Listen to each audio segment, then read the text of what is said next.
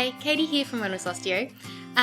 This week I thought that we'd talk a little bit about headaches. I know personally I've been sitting at a desk way more than I usually have, and yeah, I'm getting a couple of headaches, particularly sort of that band-like sensation, which quite often implies that there's some type of muscular dysfunction going on there.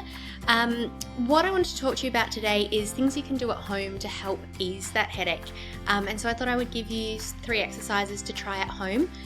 Please keep in mind that if any of these make your pain worse, or if the headache is different to the type of headache you usually get, it's definitely time to go speak to somebody about it and make sure that everything is okay. Otherwise, let's start off with some chin tucks. So a chin tuck is essentially like giving yourself a double chin, so it's super attractive. And what we're trying to do here is just bring our head straight back, like that. We want to make sure that we're not coming down as we do it, so we're not coming down to look that way. We're keeping our eye level essentially the same, and we're just coming straight back. Hold for 3 and back again. Generally we'll get you to do between 10 and 15 reps of this. If you're finding that that's quite helpful, you can then progress that exercise so that as you're doing the chin tuck back and holding for 3, we're going to apply a little bit of pressure to the chin. So we can go back and then apply that extra pressure and back.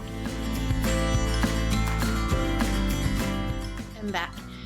So that's how we do a chin tuck, and I find that these are really helpful when the primary cause of your headache isn't just muscular, it's actually got to do with some of the joints that are out there as well.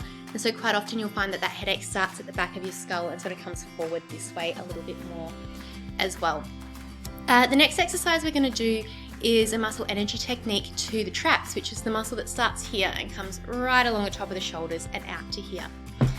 So the first thing we're going to do is bring our ear to our shoulder, and then we're going to use our hand to apply a little bit more pressure here.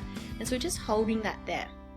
From here, we're using this hand here to keep our head in that position, but we're actually going to push our head into our hand that way without really creating any movement. We're going to hold that contraction for about 3 seconds. And then after those 3 seconds, we're just going to release and take up that slack. Pressing in again, 1, 2, 3. And relax, and then one more, 1, 2, 3, and relax, and just taking up that slack, holding that final position for about 5 seconds. Great. We would usually do that 2 or 3 times, and we'd probably do that on both sides as well. And then finally, we're going to do just a basic stretch to what we call the erector spinae muscles. So they're the ones that run from the base of our skull right down the back of our neck, right in the center, either side of the spine. And so for this one, pretty simply, we would usually just bring our chin down to our chest and then sometimes apply a little bit of overpressure with our hands to bring that chin down. If you're finding that you're really stiff and sore up through the top of the shoulders, sometimes bringing your arms up can actually make it a little bit worse. And so that's where our handy towel is going to come in place. So this is just a normal hand towel that I've folded in quarters lengthways. Putting that on the back of my head just to give me more leverage so I don't actually have to bring my shoulders up so high. And then I'm bringing my chin down to my chest, using my hands just to apply a little bit more pressure and holding that position. Generally, with a stretch, we want you to hold for sort of a minimum of 20 seconds. And 20 seconds is a long time. Your mind will wander, you'll start thinking about the shopping list, and then it's still probably only been about 7 seconds.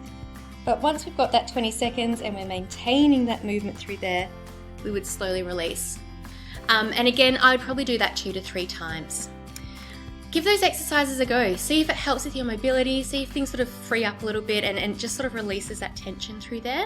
Otherwise, I'd really recommend getting it checked out with your trusted healthcare professional, whether it's an osteo, physio, chiro, and just making sure that everything is all right. But yeah, I hope that helps and that you've enjoyed today's video. Thanks.